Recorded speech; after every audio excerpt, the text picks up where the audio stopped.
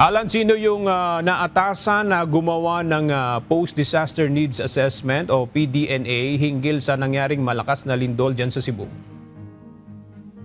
Ang PDNA ay ginagawa ng mga engineer at mga lokal na opisyal para malaman kung alin sa mga gusali ang ligtas pang gamitin at alin yung dapat nang itayo ulit.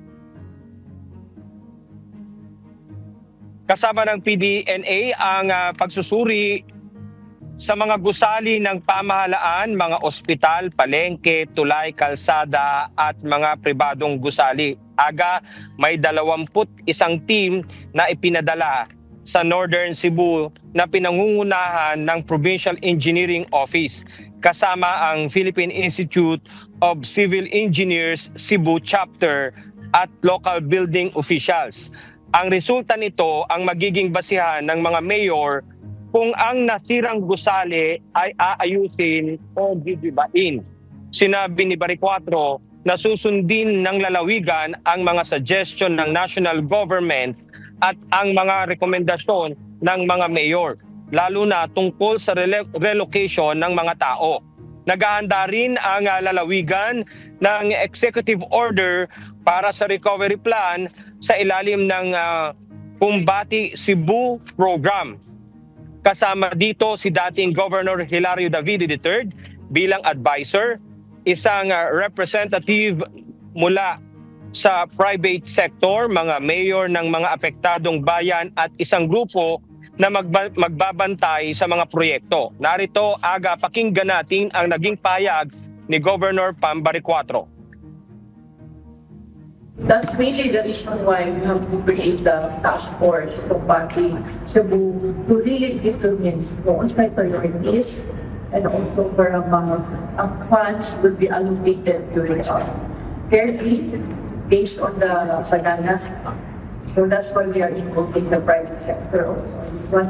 And of course, the mayors, the affected towns will be a part of this task force. Yeah. But we are prepared to lead the task force.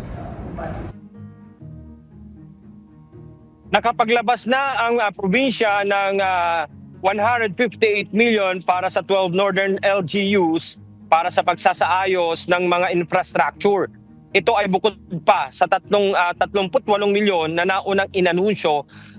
Makakatanggap ng 15 milyon ang Bogo City habang tig 13 milyon naman ang mapupunta sa Daang Bantayan, Midilin, San Remigio, Tabugon, Sugod, Katmon, Tabuelan, Borbon, Santa Fe, Bantayan at Madredejos. May 350 milyon naman na gagamitin para sa pagsasaayos ng mga kalsada at tulay na nasira ng lindol noong September 30. May dagdag pang 200 million pesos mula sa Office of the President para sa pagmatagalang pagbangon ng mga nasirang lugar. Sinabi rin ng Provincial Assistant Administrator Aldwin Empases na ang pag-ayos ng mga tulay at kalsada ang prioridad bilang mabalik ang maayos na biyahe ng mga produkto at serbisyo. Ipapasa ng gobernador ang mga prioridad na proyekto sa DPWH para humingi ng pondo mula sa national government.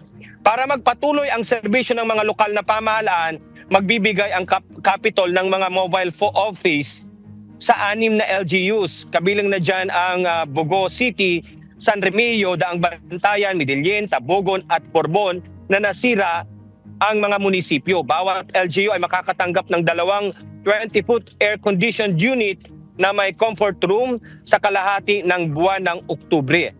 Target ng provincial government na masaayos ang mga infrastruktura at kabuhayan ng buong pagsapit ng June 2026 o 8 buwan mula ngayon. Nandito ako ngayon sa barangay Nailon, dito yan sa Bogo City. Ito yung kinalalagyan namin, ito yung malapit sa fault na dinaanan ng malakas na lindol. May mga ginawa na silang pagdadump ng lupa para itong kalsadang dinadaanan ng mga motorista ay maging maayos. Pero doon sa bahaging yon ng lugar, ng barangay, makikita ang malaking bitak ng lupa kung saan yun na yung tinutukoy ng mga otoridad at ng mga eksperto na Bugo Gold. Aga. Maraming salamat, Alan Mananzala.